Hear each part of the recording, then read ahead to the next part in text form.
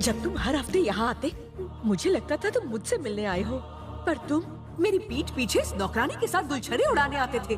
तुम्हारे जीजाजी तुम्हारे साथ मुझे भी जीते जी मार डालेंगे। दीदी जो हुआ सो हुआ, बस आप 1 लाख रुपए दे दीजिए ताकि ये मेरे बच्चे को गिरा सके। इतनी बड़ी रकम मेरे पास कहाँ से आएगी बताओ?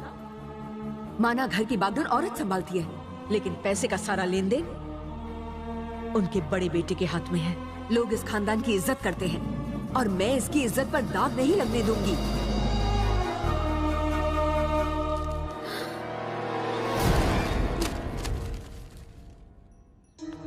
इतना पैसा तेरे पास कहाँ से आया? चोरी चकारी करनी शुरू कर दी? नहीं साहब। तो बता, इतना पैसा आखिर तुझे किसने दिया? मैं तुझसे कुछ पूछ रहा हूँ। पैसे मैंने दिए थे पिताजी। क्यों दिए? अबॉर्शन कराने के लिए पिताजी। ए, तू क्या खड़ी खड़ी सुन रही है? पैसे उठाओ, निकल यहाँ से।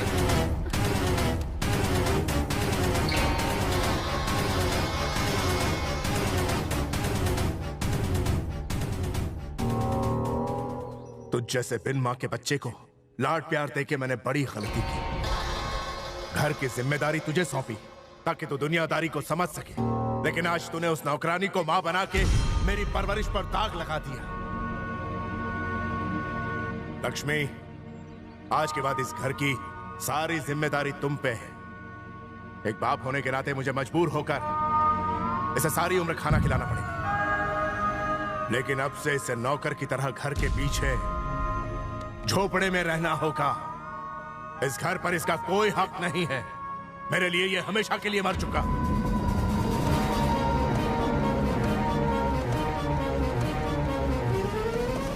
दीदी, सांप भी मर गया और लाठी भी नहीं टूटी। मेरे बेटे को नीचे उतारो। दीदी उतारो। आज के बाद अगर इस घर में आए या मुझे अपनी मनहूस शक्ल दिखाई तो तुम्हें जिंदा नहीं छोड़ूंगी। निकल जाओ यहाँ से। अगर ये बात मेरे पति को पता चल जाती तो वो मेरे भाई की जान ले लेते। मेरे भाई की गलती की सजा उस बेचारे ने अपने सर पर ले ली और आज उसके पिता उसके लिए पराये बन गए।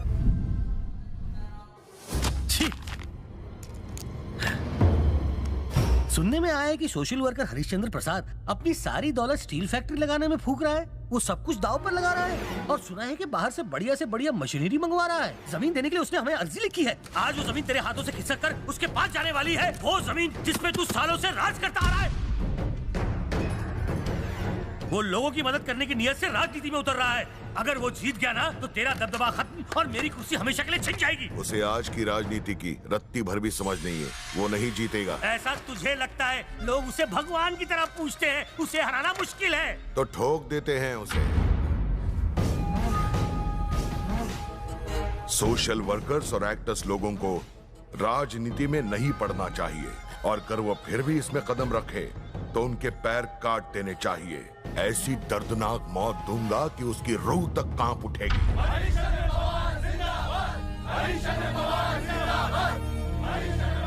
मुझे और मेरे परिवार को इतना प्रेम और सम्मान देने के लिए मैं आप सबका आभारी हूं। राजनीति में उतरकर मेरा तात्पर्य आप लोगों की वाहवाही लुटना नहीं, बल्कि आप लोगों का जीवन संवारना है। अपना काम काज छोड़कर आप लोगों को यहाँ आने की जरूरत नहीं। मैं खुद चलकर आपके पास आऊंगा। सर, मैं इस इलाके का इंस्पेक्टर हूँ, फिर भी आपको सिक्योरिटी नहीं दे सकता, मगर वक्त आने पर आपके लिए अपनी जान तक दे सकता हूँ। हमें पक्की खबर मिली है कि जब आप नॉमिनेशन भरने जाएंगे तब आप पर जानलेवा हमला किया जाएगा। जान लेना ऊपर वाले के हाथों में। ऊपर वाले ने हमें एक लक्ष्य के लिए भेजा है। वो लक्ष्य है सबको ताकतवर बनाना, ताकि आप और हम मिलकर अन्याय के खिलाफ आवाज उठा सकें।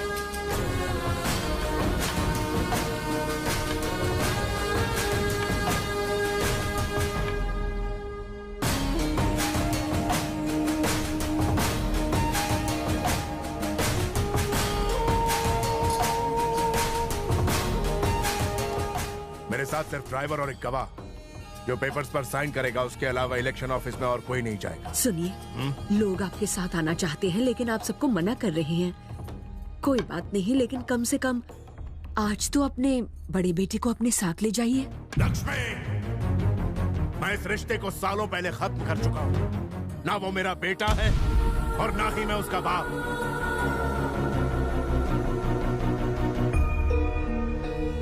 लेकिन मैं अपने जिगर के टुकड़े अपने पोते को साथ ले जाऊंगा।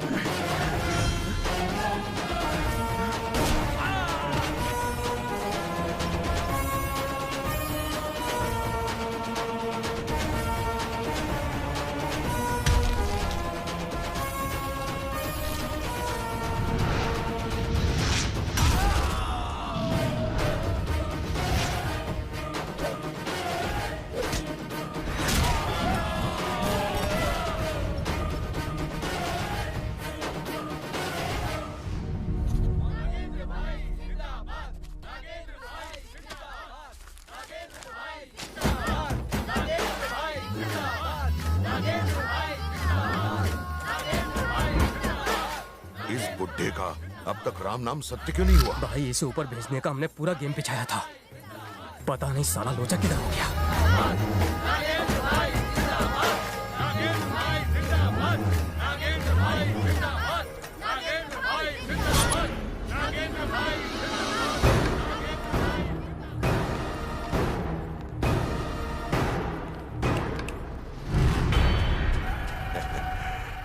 भीड़ से डर गया क्या?